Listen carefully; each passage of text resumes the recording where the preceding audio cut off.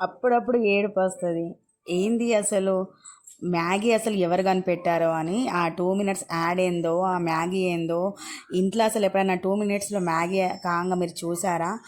ఈ పిల్లలు మాత్రం కంపల్సరీగా 2 మినిట్స్‌లో మ్యాగీ కావాలే మమ్మీ అన్నట్టు మాట్లాడతారు.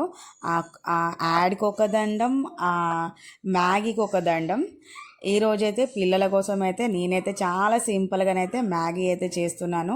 అదేందక్క ఇంత సింపుల్ ఎందుకు చేస్తున్నావు?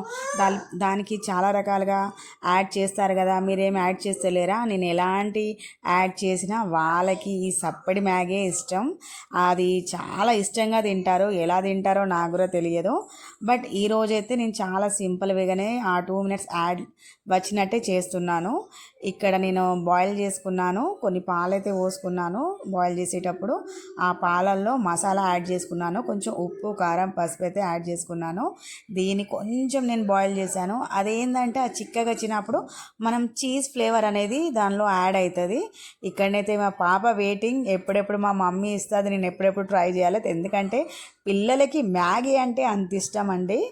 ఏందో ఎన్ని చేసి పెట్టినా మ్యాగీ అనగానే వాళ్ళు ఒక రకంగా వాళ్ళ ఫేస్లో ఇలా స్మైల్ ఉంటుంది. అక్కడ మా పాప అయితే నేను ట్రై చేస్తా మమ్మీ నువ్వు ఎలా చేసావు అని అయితే నన్నైతే అడుగుతుంది. పాపకైతే ఫస్ట్ అయితే ఇవ్వబోతున్నాను. మా పాప ఇక్కడ చూడండి, అదే నార్మల్ ఫుడ్ అయితే తింటారా పిల్లలు? తినరు. ఇలాంటి మ్యాగీ చేసి ఇచ్చినప్పుడు అది వేడున్నా సరే వాళ్ళకి ఇష్టంగా తింటారు. ఓకే, నేను కూడా ట్రై చేసి చూశాను ఎలా ఉంది. ఒక అంటే చీజ్ ఫ్లేవర్లో తెలుస్తుంది.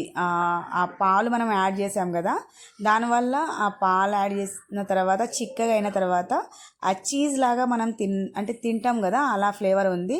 ఇలానైతే మా పిల్లల కోసం అయితే నేనైతే రకరకాలుగా మ్యాగీ అయితే చేసి పెడతాను. మీ ఇంట్లో ఎన్ని రకాలుగా మ్యాగీ చేసి పెడతారో నాకైతే కమెంట్ బాక్స్లో చెప్పండి. వచ్చారు కదా, వచ్చినందుకు నా ఛానల్ని అయితే సబ్స్క్రైబ్ చేసుకొని నన్నైతే ఫాలో చేయండి.